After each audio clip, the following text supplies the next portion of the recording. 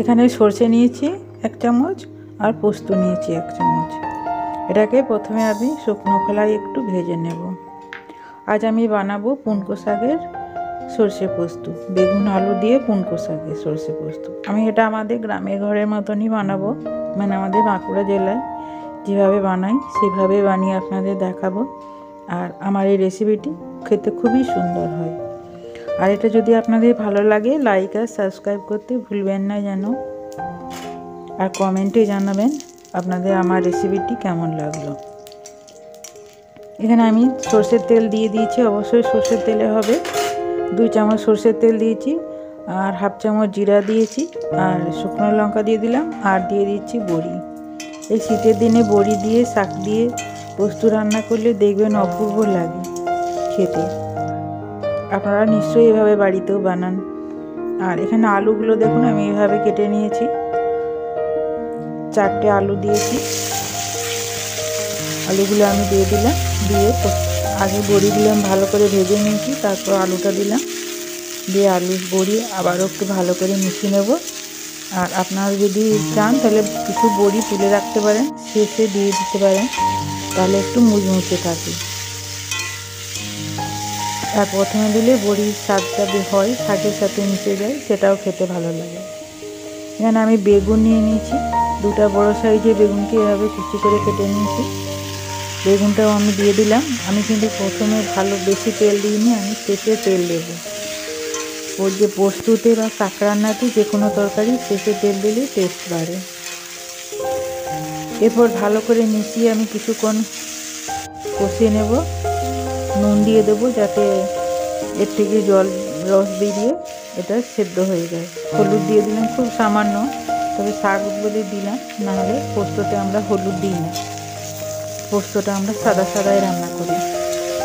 এটা আমাদের বাঁকুড়া জেলার বিশেষত্ব যে আমরা যে কোনো পোস্ত রান্না করে তাতে হলুদ দিই না।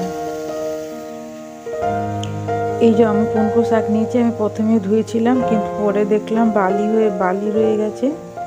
এই যে দেখুন পুনকো শাক, এগুলো খেতে খুব সুন্দর হয়। আর বিশেষত পোস্ত দিয়েই খায়, কিংবা এই যে ছোট চুনো মাছ দিয়েও খায়, যেটা আপনারা শুটকি বলেন, শুটকি মাছ দিয়েও এটা রান্না করা যায়। তবে আমরা শুটকি খাই না, আমরা চুনো মাছ দিয়ে করি, সর্ষে বাটা দিয়ে আর পোস্ত দিয়ে বেশিরভাগ সময়ই হয়। এটা এরপর একটু পরিষ্কার করে আবারও আমি একটু ধুয়ে নিচ্ছি।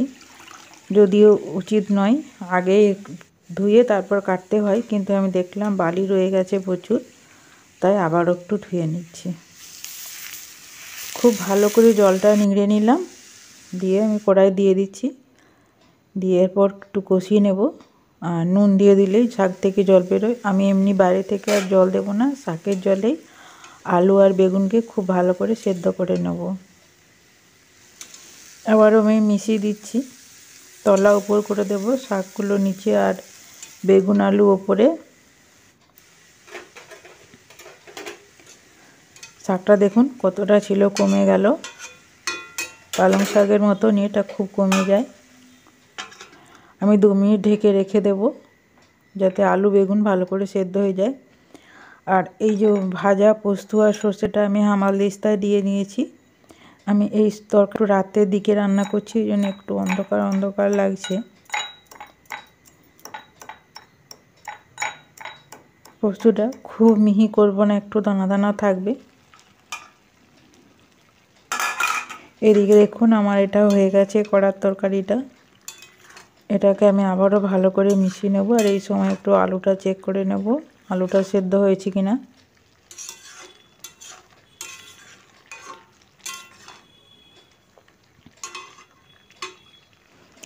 এই দেখুন আলুগুলো আমার সেদ্ধ হয়ে গেছে।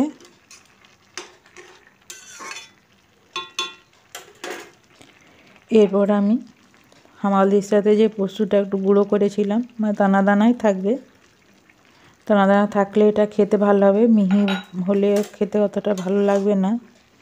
দিয়ে আবার আমি এটা ভালো করে মিশিয়ে নিচ্ছি। এই যে দেখুন আমার হয়ে গেছে।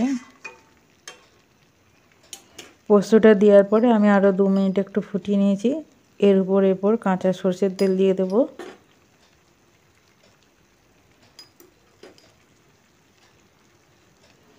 কাঁচা সর্ষের তেল আমি এখানে 4 চামচের মতন দিয়ে দিলাম, দিয়ে আবারও মিশিয়ে আমি ঢেকে রেখে দেব।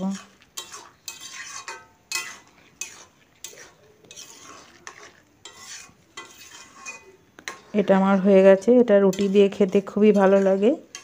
রাতের দিকে যারা রুটি খান এভাবে রান্না করে দেখতে পারেন। এখানে আমি কিছু লাউ পাতা ছিল, লাউ পাতা নিয়ে নিয়েছি, আর নিয়েছি সুজি 1 চামচ, আর একটা কাঁচা লঙ্কা। আমার লঙ্কাগুলো খুবই ঝাল। এরপর আমি নুন দিয়ে দিচ্ছি, আর সামান্য একটু লেবুর রস দেব, যাতে একটু টক টক লাগে, খেতে ভালো লাগে। আর সব একসঙ্গে এরপর আমি চটকে নেব। শাকটাকে চটকে চটকে একদম নরম করে নেব।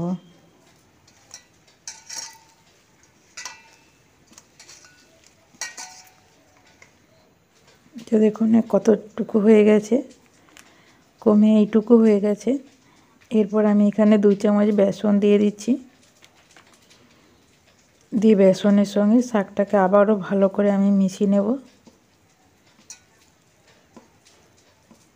এর আমি লাউ পাতার বড়া বানাবো। লাউ পাতার বড়া খেতে খুবই সুন্দর হয়। এই শীতের দিনে লাউ শাক তো এমনি খেতে ভালো, আর লাউ পাতার বড়া বানালে সেটা আরোই সুন্দর লাগে খেতে। কড়াইতে আমি আগে একটু মাছ টাছ ভেজেছিলাম, সেই তেলই ছিল, খুব বেশি তেল দেব না। তার উপরে আমি দিয়ে দিচ্ছি। এটা গরম ডাল ভাতের সঙ্গে খেতে খুবই ভালো লাগে। আমি এখন বলবো না যে এটা চায়ের সাথে ভালো লাগে,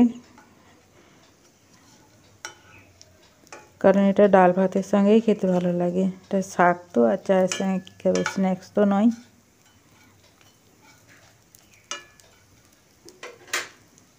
আমার এই লাউ পাতার বড়াগুলি আপনাদের কেমন লাগলো কমেন্টে জানাবেন। আর লাউ পাতার বড়া আপনারা খান কি না, বা কীভাবে বানান জানাবেন। এই যে দেখুন কত সুন্দর হয়েছে, আর খুব মুচমুচে হয় সুজি দেওয়ার কারণে। সুজি না দিলে চাল গুঁড়িও দেওয়া যেতে পারে।